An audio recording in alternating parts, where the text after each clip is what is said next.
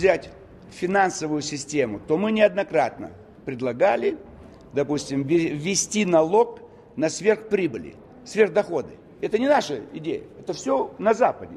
Если у вас сверхдоходы, как вот сейчас, вы поменяли в течение дня деньги, и у вас огромный свободный доход, который вы не зарабатывали в поле. 80% доход государства во всех странах мира. И человек думает, я сейчас эту операцию проверну, у меня сверхдоходы, а у меня заберут 80%. Да мне выгоднее депозит под проценты русские рубли. Вот сейчас сельское хозяйство. Продолжаем закупать очень много из-за рубежа. Но кто мешает все производить у себя? Допустим, финансировать хотя бы как Евросоюз. 3% от бюджета. Мы даем 1,5, в 2 раза меньше. Хорошо. Тогда давайте, технику дешевую дадим свою. Это же наши заводы. Здесь тоже опять прокол. Хорошо. Давайте закупим все у них, что произвели наши крестьяне. Не хотят.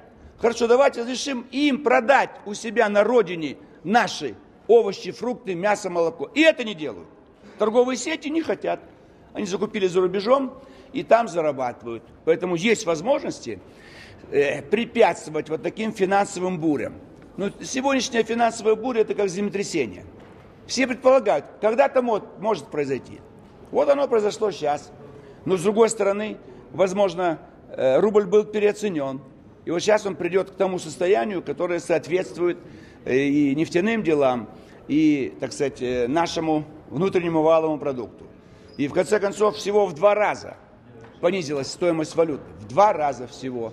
Это не является чем-то таким экстраординарным. Значит, в свое время, может быть, надо было ставку ключевую 17% сделать 2 месяца назад, чтобы отбить охоту, получать кредитные ресурсы и бросать на покупку валюты. Ну, нужно думать. Нужны мужские мозги, стратегические. Я не буду говорить дальше, да? Но когда мужчина, у него есть стратегия, он только этим всю жизнь занимается.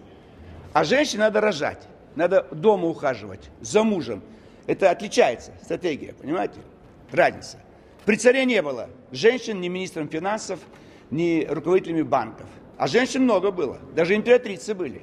Но стратегическое мышление, оно все-таки имеет определенное значение. Потому что мужчина хищник, а женщина не может быть хищницей. Она дома сидит.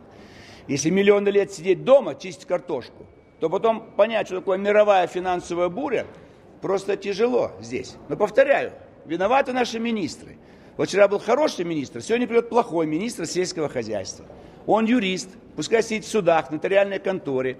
А скотиной и растениями, так сказать, нужно заниматься другим. Вот гречка, ее полно на складах, а цена повышается. Регулировать цены надо. Во всем мире, это же я не говорю, что вот ЛДПР предлагает. Регулирование цен. Японский парламент на каждый год устанавливает цены на основные продукты питания. Что это? Не капиталистическая Япония? Капиталистическая. Но парламент не дает возможности поднимать цены. Кредиты Америка дает ниже ключевой ставки, ниже проблем с инфляцией. 4%. Все, иначе развития не будет. Я не возьму у вас кредит под 30%. Так дайте на развитие. Сделайте связанные все кредиты. Только под конкретные дела. То есть все можно. Мы предлагаем ЛДПР 25 лет. Но наверху остатки гайдаровской команды. Нужно от нее очиститься нам всех. А мы вместо этого проводим форум гайдаровский, премиями Гайдара. Или Ельцин. Ему памятники стоят, библиотека, фонд. Вот это вот нам вредит.